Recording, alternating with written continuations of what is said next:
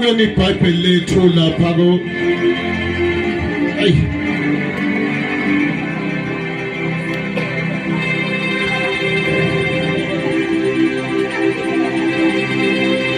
Matthew 5, Matthew number 5. Sikhulume ngoMatthew number 5, verse number 8. Matthew 5 verse number 8. Siyabonga kakhulu mzalwane egameni lika Jesu. Siyabonga. Matthew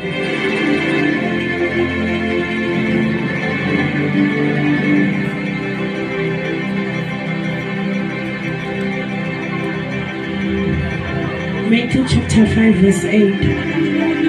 Blessed are the pure in heart, for they will see God. Bese umfundelo 14 and 15. 14 and 15. You are the light of the world. A city on a hill cannot be hidden. Neither do people light a lamp and put it under a bowl. Instead, they put it on its stand, and it gives light to everyone in the house. Hallelujah. Amen. Amen. Ofukuse nomunye ofuna ukufunda.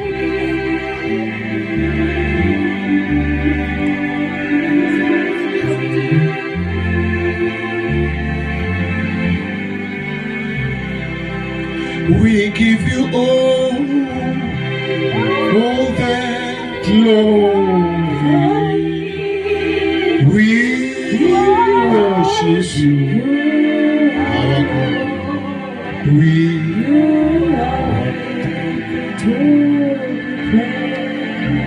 Father, we give you all. We give you all that glory. We worship you, our Lord. You are Baba nathi izwi lakho linguwe Nkosi, ngezwi lakho uyakhuza, ngezwi lakho Nkosi uyalungisa, ngezwi lakho ushuba amahlathi asegadeshe egameni lika Jesu. Baba ngiyakhuleka izwi lakho phezu kwabantwana bakho, uthe oligcinayo Nkosi izwi liyokumlondoloza ensukwini ezimele. Baba nathi izwi lakho lizokwehla Baba phezu kwabantwana bakho.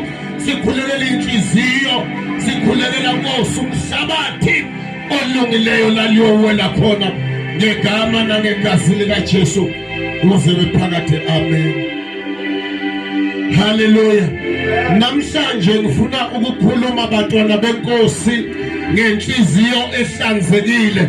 Khona into eyenzeka inhliziyo mayihlanzekile. Lithi iBhayibheli uyakwazi ukubona, kodwa owethu uNkulunkulu akabonwa ngamehlo kodwa ubonwa ngenhliziyo. Lithi iBhayibheli namuhla, blessed are the pure in heart, because they shall see God. Ngoba uNkulunkulu uthi vulani inhliziyo ngingene ngizodla nawe futhi udle nami. Uma usuqala ukudla noNkulunkulu ziyashintsha izinto.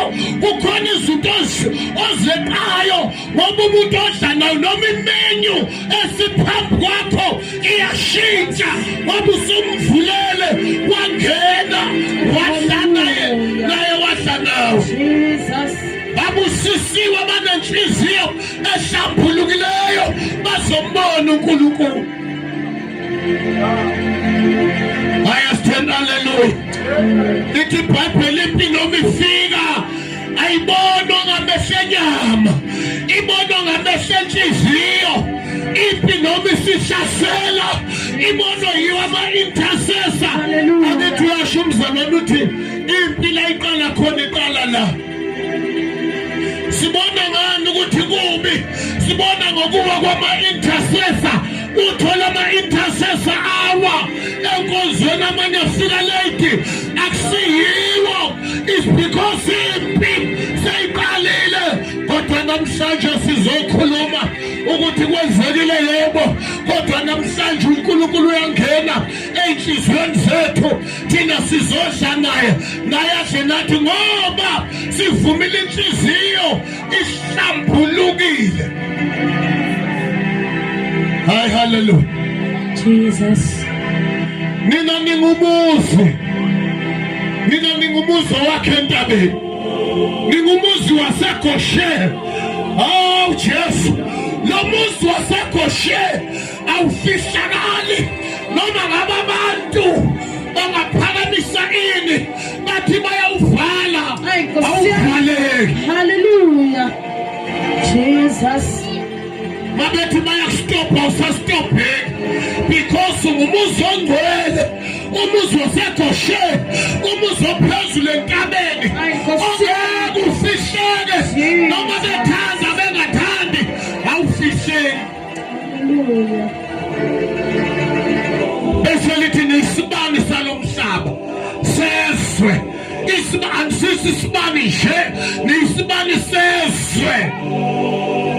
Awukhanyise eklevini kuphela, ukhanyisa nakwezinye indawo. Because lokhu kukhanya makhanya ukukhanya kwakho phambi kwabantu. Glory to Jesus. Haya say amen. Hallelujah. Omunye ekhuluma athi mina ngiyangijaja. Isibani sakho sesiyacima mntansekhaya. If you read the Bible, little Bible, a spirit of a man, it's a lamb of the Lord. Searches the earth. uNkulunkulu kubona kuphi ukuthi into yakhe seyiyalahleka uyibona la emoyeni wakho ngoba umoya womuntu isibani sika Jehova. Ngiyizwa bazalwane.